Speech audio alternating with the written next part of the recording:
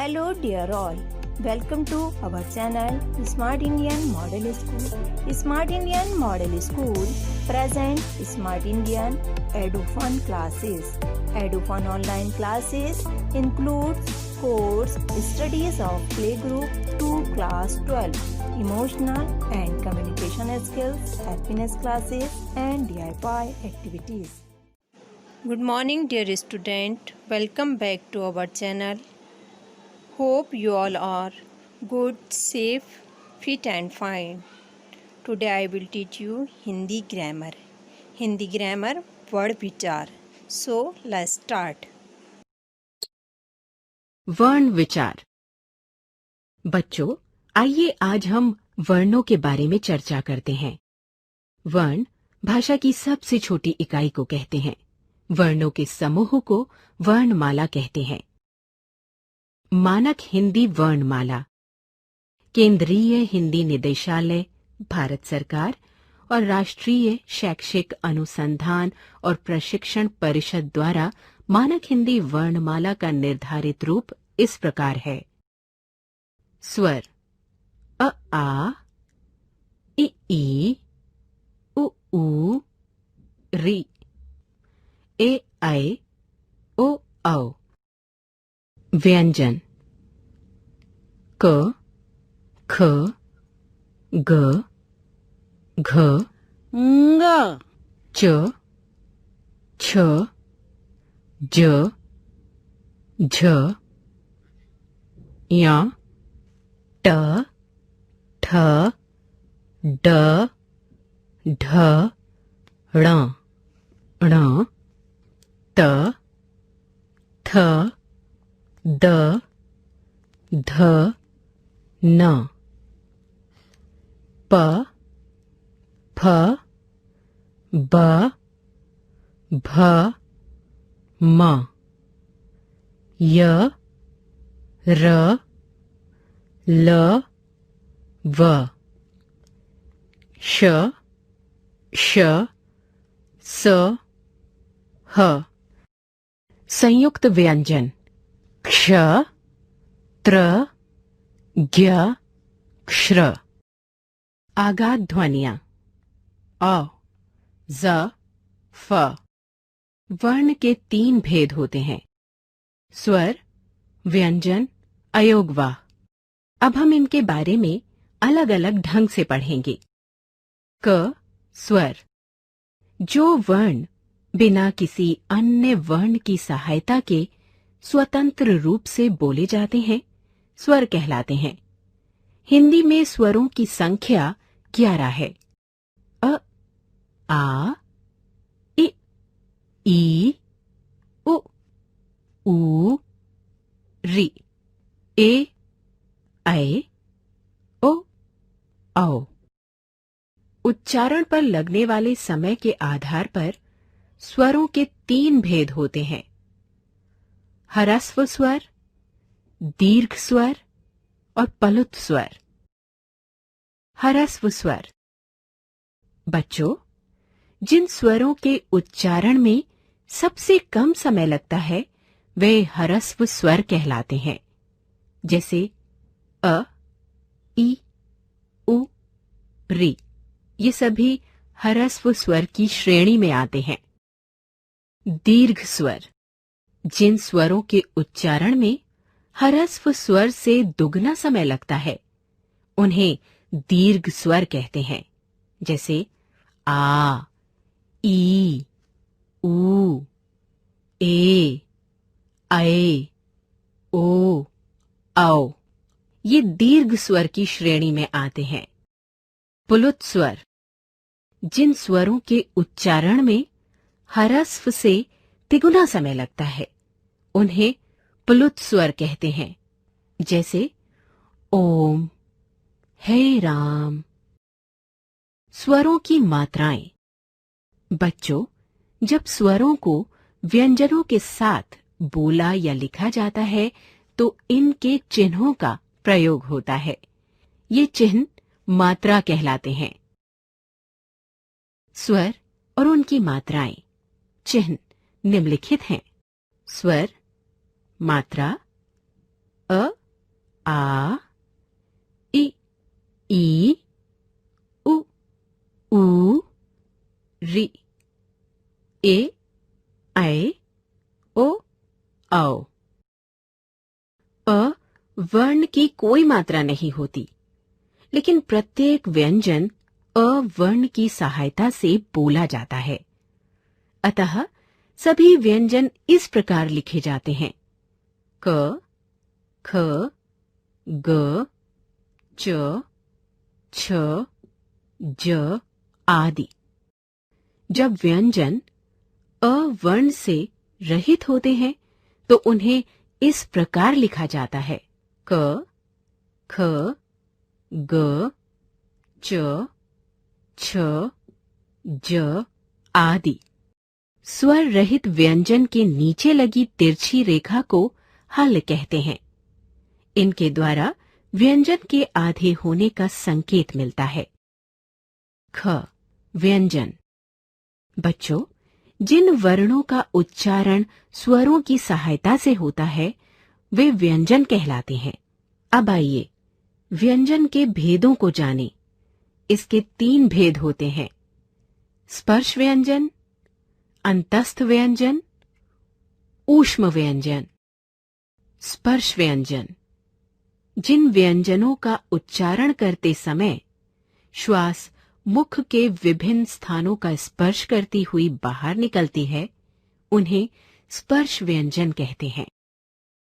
स्पर्श व्यंजन है व्यंजन, उच्चारण स्थान, कवर्ग, कंठ, चवर्ग, तालु, टवर्ग, मूर्धा, तवर्ग, दंत, पवर्ग, ओष्ठ। अंतस्थ व्यंजन जिन वर्णों का उच्चारण स्वरों और व्यंजनों के मध्य का होता है वे अंतस्थ व्यंजन कहलाते हैं। इनका उच्चारण करते समय जीभ मुंह के किसी भाग को भी पूरी तरह स्पर्श नहीं करती। ये हैं य, र, ल, व। ऊष्म व्यंजन। ऊष्म व्यंजन इन वर्णों के उच्चारण के समय हवा के रगड़ खाने से मुख में गर्मी यानी ऊष्मा उत्पन्न होती है, अतः इन्हें ऊष्म व्यंजन कहा जाता है। ये हैं श, श, स, ह। बच्चों, इनके अलावा कुछ व्यंजन एवं उनके अन्य रूप भी होते हैं। आइए उनको एक एक करके जानने का प्रयत्न करें। संयुक्त व्यंजन 2 भिन्न व्यंजनों के योग से बने वर्ण संयुक्त व्यंजन कहलाते हैं। जैसे क्ष, क जमा क्ष, क्षमा, क्षत्रिय, कक्षा। त्र, त जमा र, पत्र, चित्र, त्रिकोण। ज्ञ, ज जमा इया, ज्ञात, ज्ञान, यज्ञ। श्र, श जमा र, श्रम, श्रमिक, श्रेष्ठ। द्वित्व व्यंजन 2 समान व्यंजन ध्वनियों से बने संयुक्त व्यंजन द्वित्व व्यंजन कहलाते हैं। इनके उदाहरण हैं च जमा च, चच, सच्चा, कच्चा, बच्चा। क जमा क, कक, पक्का, चक्का, सिक्का। त जमा त, तत्, कुत्ता, पत्ता, छत्ता।